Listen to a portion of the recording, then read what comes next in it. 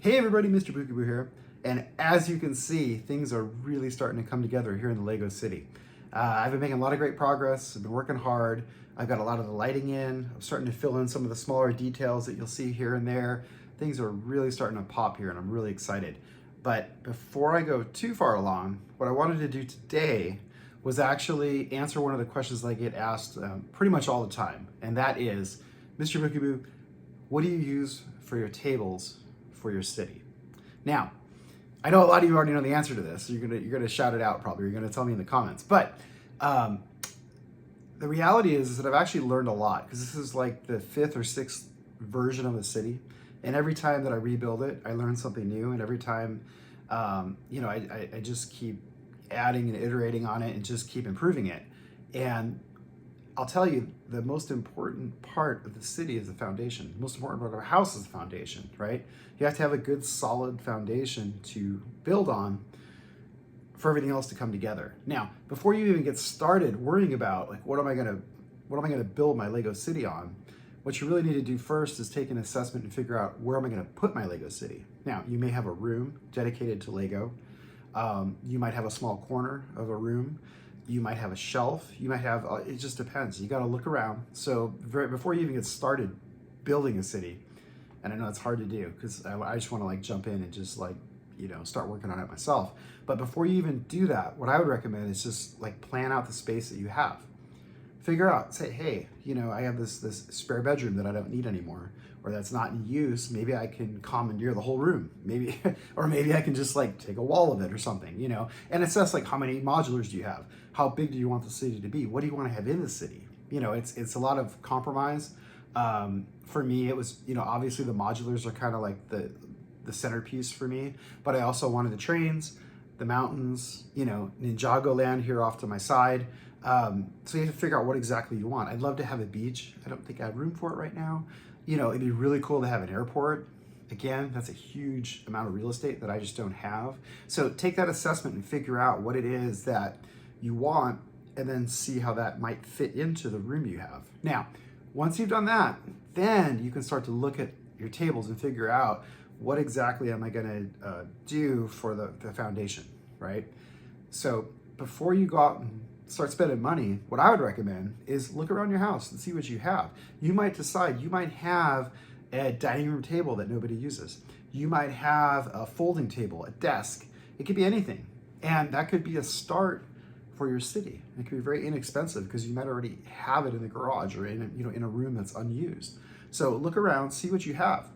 And then if you still don't find anything, or if you say, yeah, I got this desk and I'll start with that, but then it quickly outgrows the desk, then you want to say, well, okay, well, geez, now I'm going to start looking for some serious, tabletops for my city. Now, when I started, my layout initially was on like a credenza above my son's bed in his bedroom, because I only had a handful of modulars. So that's kind of where they started. And then they migrated to a shelf in the future Lego room. And they were just like on a shelf, very simple, more of a display, not really a city. And then it was when I started to say, hey, I got this room and maybe I could, I really got into the Lego and I decided I wanted to build a city. That's when I said, okay, what do I have that I can use? So again, I did the same thing. I looked around the house, didn't really see anything that would fit. If you remember my old Lego room, it was really narrow and skinny. So like a dining room table, kitchen table, that type of thing just wouldn't work in that space. So I really had to think, oh, well, for me, it made sense to go around the walls because I had a long, skinny room along the walls. I could do a big sprawling layout. So that's what I went with. So then the search was on, I got to find a table, right? And luckily, as you know, Ikea makes fantastic tabletops. They're inexpensive, they're very simple. Their old version of their tabletops were almost exactly 30 inches deep, which is 3 base plates deep, which is kind of the ideal for like a Lego city if it's around the walls anyways. About 3 feet is the maximum you can reach to get to like the back of the modulars and stuff. You might need to stand on a step stool, but it's doable. Anything more than that, it gets a little difficult unless you can get around to the back. So for me, those made sense. Now, they still make those tables. Unfortunately, they don't make the old ones that were almost exactly 30 inches deep. The new ones are a little bit narrower. It's kind of a bummer. But again, they're very inexpensive and they work really well. Having said that, And this is where me learning from this has come into play. So when I first started, my city was flat. I just put the modulars, threw them on top of the Ikea tabletops, put some roads down, did a little train track, called it a day. Hey, I was happy.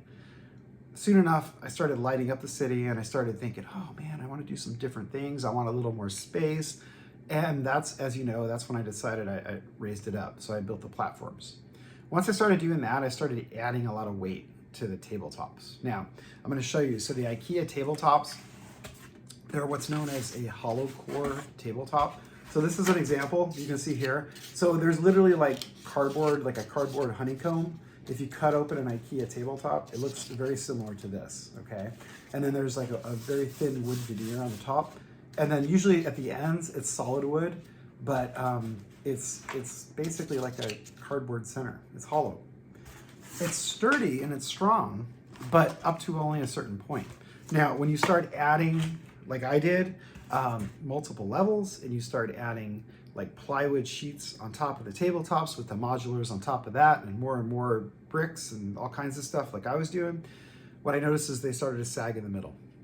And so when I redesigned the layout in the new house, it really became apparent because I was moving the tables around a lot, and as the tables would be like perpendicular to each other or at right angles, you could really see the sag where, you know, that was straight at the edge, and then at the back, excuse me, the back side, or in the middle side, it was sagging really bad.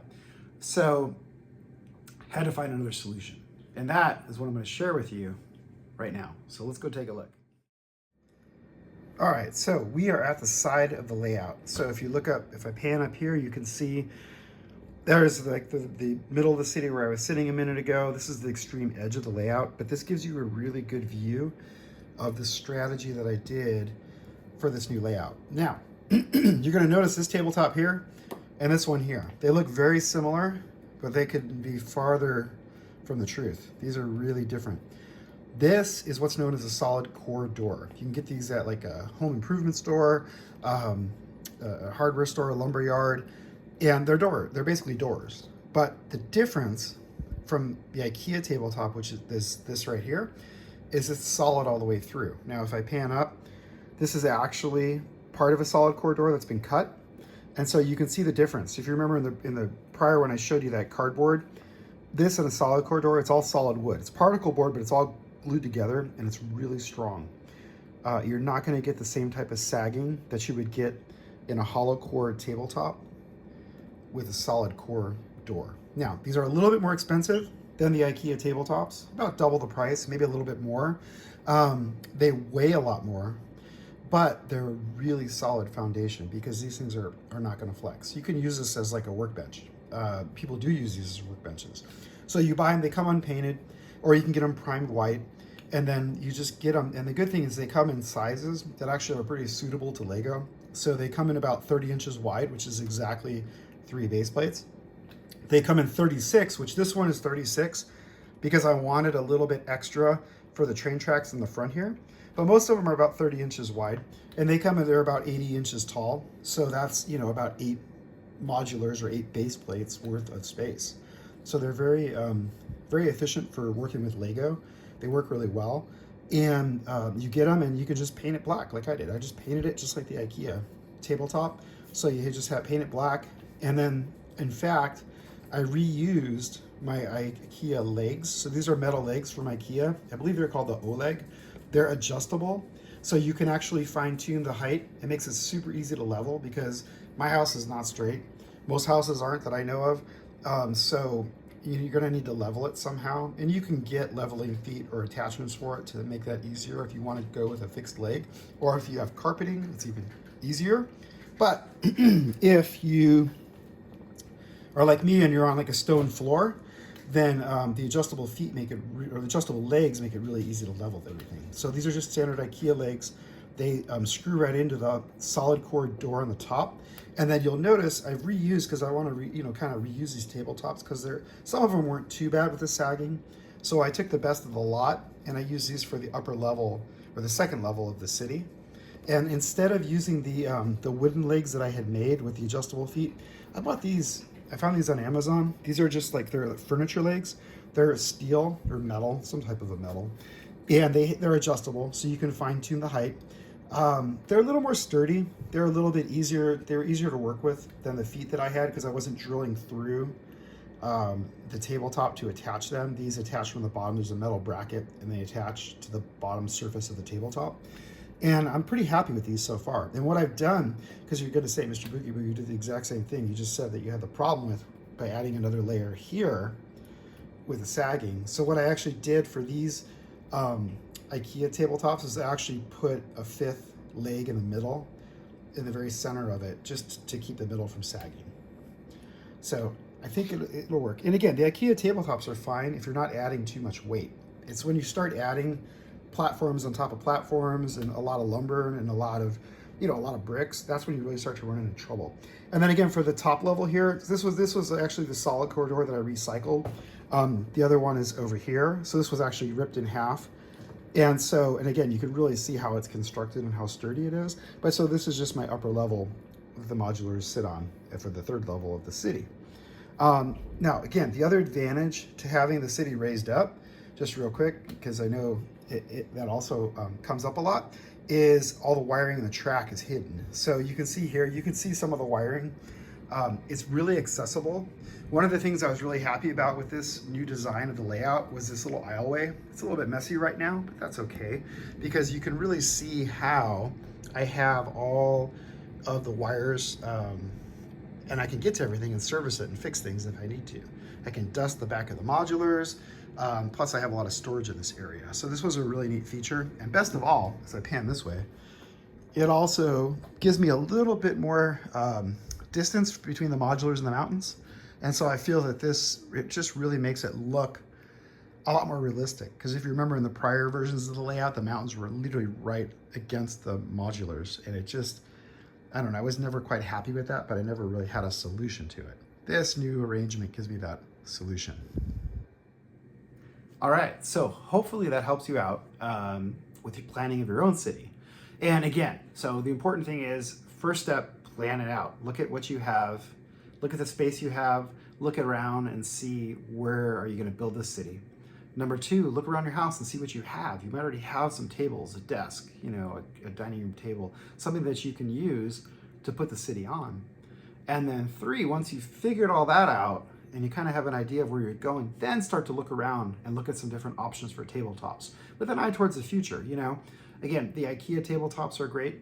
They served me well for many, many years. And it wasn't until I really started, getting crazy with the vertical building that I started to encounter the trouble with the sagging in the middle. Now, you could probably fix that if you wanted to nip it in the bud right away by just getting another set of legs or one leg and putting it in the middle of the Ikea table, just as a support. That would probably take care of things and serve you well for a really long time. But for me, I wanted to do some different stuff. I wanted to get a few different cuts and pieces. The sides of my new layout are actually a lot shorter, and I didn't want to cut a hollow core tabletop in half, because then you run into some issues with the structural integrity of that where the cut is, because it's just a honeycombed cardboard on one end. And so I really wanted to make sure that I could have some strength all the way through the table, especially on the sides here. And so that's why I decided to go with the solid core door as another option. Anyway works. Anything really works. It's really kind of what you find that works for you in your environment. But for me, this is the stuff that really works well. I've been really happy with these solid core doors. They're super solid. They're not going anywhere. If you bump into them, they don't move. I used to have trouble. You could bump into the Ikea tables and they would, shake and things would get knocked over. I've bumped into these accidentally and they don't budge because they're super heavy. So of course that's a downside, is that they're super heavy, right? So it's all a trade-off, and it's all just kind of finding what works best for you. But solid core doors are great. Ikea tabletops are great. If you're gonna go vertical, you can reuse Ikea tabletops because they're actually lighter than plywood, is also the other thing that I've discovered. So by using the Ikea tabletops for the upper level, I get the depth that I want, which is really cool, but also it lessens the weight versus a sheet of plywood, which I was using before. So I've actually kind of lightened the load on the lower levels as well. So again, it's just all these different things that I've learned as I've been doing this. And I'll probably learn even more things and incorporate more into the future as I continue to update and redesign and come up with new ideas. So that's pretty much it. I hope you guys found this useful. Let me know if you have any questions in the comments. I'll try to answer everything that I can. Let me know if there's other things that you would like to see me cover, like more like in-depth kind of stuff like this, because it's a little bit different from just the usual like city overview that I do. But let me know. And of course, I always appreciate you guys and appreciate the comments. Make sure you're subscribed and make sure you check back soon, because I'm going to try to do some more content soon, including another city update, because we've been making some really good progress over here. So thanks for watching. Take care. Bye.